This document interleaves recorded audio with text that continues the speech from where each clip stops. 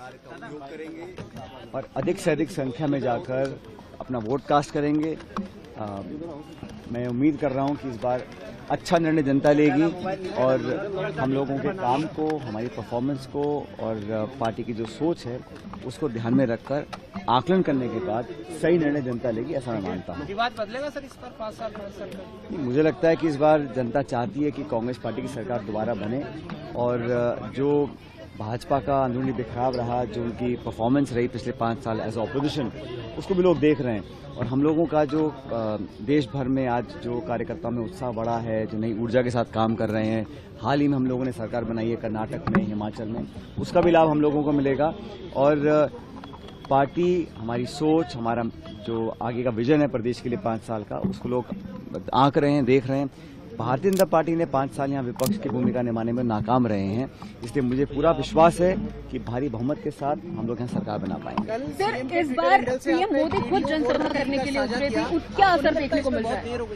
कल आपका एक वीडियो सीएम की ट्विटर हैंडल से साझा किया, 5 साल में पहला लगता है इसमें बहुत देर हो गई। देखिए, हम लोग तो मिलकर चुनाव लड़ रहे हैं। कोई भी एक व्यक्ति ना तो चुनाव लड़वा सकता है, ना चुनाव हारवा सकता है, ना जितवा सकता है। पूरा टीम एफर्ट होता है और हमारी पार्टी में हम लोग कलेक्टिव लीडरशिप में काम करते हैं।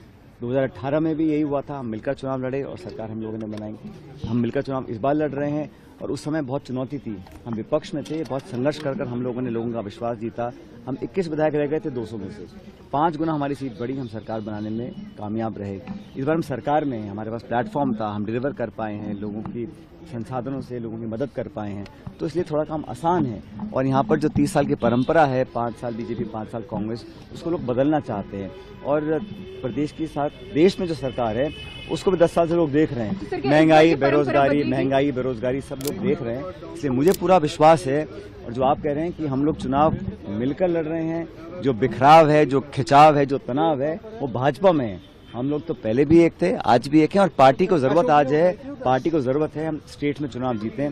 स्टेट्स में हम चुनाव तब जीतेंगे जब मिलकर चुनाव लड़ेंगे और हम इसी दिशा में काम कर रहे हैं। अशोक गहलोत अंडर करंट 156 आएंगी। देखिए, मुझे लगता है कि हम लोग बहुमत ला पाएंगे, इसके अनेकों कारण हैं, लेकिन मैं भविष्यवाणी इतनी कर सकता हूं कि मुझे जनता के वोट पर, जनता के विवेक पर विश्वास है। हमारा जो रिस्पांस कैंपेन का रहा, राहुल गांधी जी आए, खड़गे साहब आए, प्रियंका जी आए, तमाम रैलियां की पूरे प्रदेश में, उसका एक अच्छा इम्पैक्ट गया। भाजपा के कैंपेन में दम नहीं था, वो बहुत कोशिश उन्होंने की, प्रदेश के नेताओं से खूब करवाया, अंत में फिर बाहर के लोग आके यहाँ भाषण देके गए हैं, लेकिन जो पब्लिक का सेंटिमेंट है वो कांग्रेस के साथ है।